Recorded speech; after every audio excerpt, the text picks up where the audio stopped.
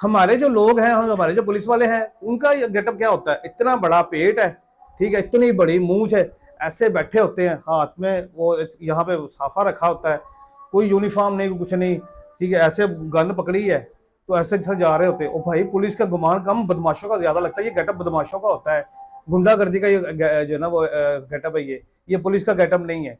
तो ये कौन सा कल्चर है। अस्सलाम वालेकुम जी, अभी जो स्टोरी आपके साथ शेयर करने वाले हैं, इंतहाई दुख और तकलीफ के साथ, वही रवैये, वही दरिंदगी, वही हवस। मुझे एक बात की समझ नहीं आती है कि माशरे में ज़ाहिर है कि कोई भी माशरा है, ज़ाहिर है पाकिस्तान है, कोई भी मुल्क हो, हर जगह पर फहाशी के अड्डे मौजूद हैं, कबाब खाने मौजूद हैं, ठीक है। अगर आपको इतनी ही तलब है, इतनी ही हवस है आपको, ठीक है, तो आप कोई पैसे थोड़े से खर्च करके आप वहाँ पे चले जाएं जहाँ पर ये प्रॉपर काम होता है। क्यों आप किसी की बहन की, बेटी की, बच्चे की इज्जत ख़राब करने पे तुले होते हैं, सिर्फ चंद पैसे बचाने की खातिर, ख़ास तौर पे। और जो स्टोरी आपके साथ शेयर करने वाले हैं, ये भी हमारे जो मुअज़्ज़ज़ अफसरान हैं, पुलिस वाले, पंजाब पुलिस, इन्हीं की स्टोरी है। नाज़रीन, सरगोदा का ये वाक़या है, और इस वाक़े में जो मेन किरदार है वो है नवाज़ एएसआई, हमारा पंजाब पुलिस का जवान है।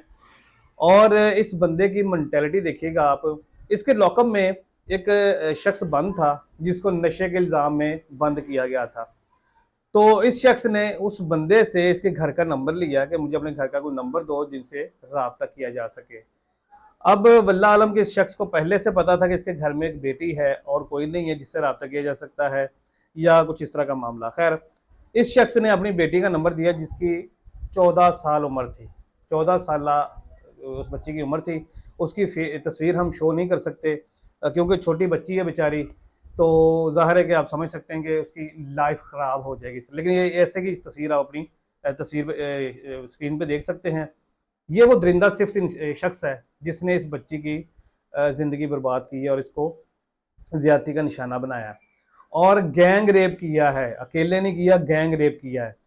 डिटेल आपको ऐसा शेयर करते हैं कि इस बंदे से इसने इस बच्ची का नंबर लिया है और इसको मुसलसल कॉल कर रहा था कि ये तुम्हारा बाप हमारे इलाकों में बंद है, तो तुम थाने आओ, हमसे मिलो, आके बातचीत करो, आगे फलां फलां फलां फलां। तो इस तरह से ये ना काफ़ी दिनों से इससे टच में था। एक दिन इसने कॉल की है और इसको बाहर रोड, मेन रोड पे बुलाया कि केस के मुतल्लिक बात करनी है, तुम वहाँ पे आ जाओ। अब नवाज एएसआई का जो गार्ड था ये इसके साथ था, इसने इसको इसके साथ मुलव्वस किया, अपने साथ मुलव्वस किया है।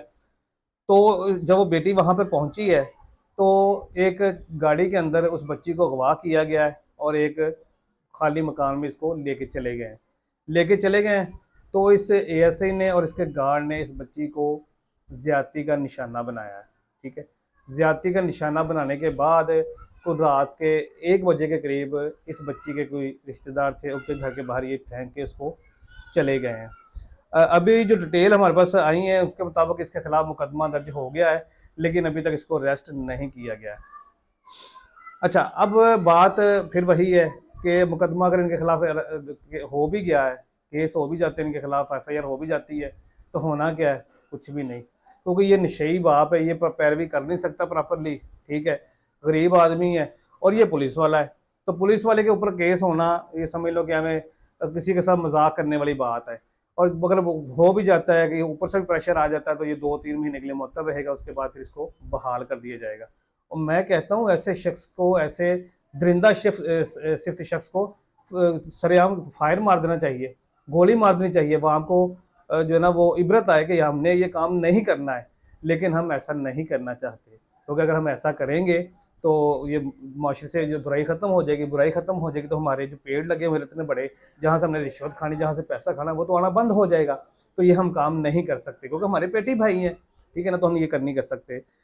मुझे एक बात की समझ नहीं आती यार, इतनी हवस है आपके अंदर, इतनी आपको तलब हो रही है, और भाई कहीं किसी कोठे पे चले जाओ, किसी जगह पे कॉल गर्ल को किसी को बुला लो, जो प्रॉपर ये काम करते हैं उनके पास चले जाओ। किसी ऐसी बच्ची की इज्जत खराब कर देना जो अभी जवान भी नहीं है, माइनर बच्ची है, 14 साल की बच्ची है, और तुम अपनी शक्ल देखो, अपना वेट देखो, अपनी उम्र देखो, उस बच्ची की उम्र देखो, तुम्हें शर्म नहीं आई? तुम्हारी बेटियों की उम्र की वो बच्ची है, तुम्हें शर्म नहीं आई ये काम करते हुए? तुम्हारी बेटी बहन के साथ अगर ये मामला हुआ होता ना, तो तुमने उस फैमिली का पूरा खानदान तबाह कर देना था। उसके ऊपर पर्चे डाल के झूठे सच्चे, ठीक है ना, उसने तुमने पूरा पूरी खानदान उसका तबाह कर देना था। अगर तुम्हारे किसी रिश्तेदार के साथ भी ऐसा हुआ होता तो तुम्हें शर्म नहीं आ रही? डूब मरो तुम कहीं जाके, सारी जिंदगी अपनी औलाद को क्या मुंह दिखाओगे? अपनी बच्चे जब सवाल करेंगे तुमसे कि बाबा आपने ये क्या किया है, तो क्या मुंह दिखाओगे? किस मुंह के साथ उनके सामने जाओगे? किस शक्ल के साथ उसके सामने जाओगे? किस तरह से जवाब दोगे उनको जाके? मेरा बस नहीं चल रहा कि मैं, मेरे दिल में इस वक्त क्या अल्फाज आ रहे हैं या मुझे, मैं इस शख्स को किस अल्फाज से पुकारूं। शख्स, मैं तो कहता हूँ इसको इंसान भी नहीं कहना चाहिए, ये जानवरों से भी कोई बदतर नस्ल जो होती है ना, वो उनमें इनके शुमार होना चाहिए, ठीक है ना। मैं अगर कुछ उल्टा सीधा बोलूंगा ना तो फिर इनको तकलीफ होगी कि यार हमारे खिलाफ बोलते हैं, हमें उल्टा सीधा कहते हैं, हमें ये कहते हैं, हमें वो कहते हैं। और भैया वो ऐसा काम ही ना करो, हमें बोलने में मजबूरी ना करो। आप कोई अच्छा काम करो, हम आपको अप्रिशिएट करें, हम आपके घर आए, आपके थाने में आए, वहाँ पे आके आप रोड के ऊपर खड़े हो गए, आप हम आपको अप्रिशिएट करें, आपको सलूट पेश करेंगे, यार आपने मुआशरे के लिए अच्छा काम किया है। लोग आपको देख के सेफ्टी महसूस करें, ना कि आपको देख के डरें। जब इस तरह के वाकयात सामने आएंगे तो क्या ख्याल है आपका, पुलिस का इमेज बहुत बेहतर होगा। लोगों की नज़र में पुलिस का जो इमेज है वो तो पहले खराब है।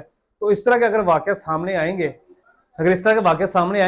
तो मेरा ख्याल है कि आम आदमी तो पुलिस का नाम सुन के वैसे ही जो है ना वो भाग जाया करेगा कि भाई, जैसे मैंने पहले कहा था कि आपस में निपटा लो, पुलिस आ गई तो काम खराब हो जाएगा, पुलिस के हत्थे चढ़ गया तो भाई काम खराब हो जाएगा। शर्म करो यार थोड़ी सी, तो थोड़ा सा सोचो इस मुल्क के बारे में, वो बहन बेटियों के बारे में सोचें।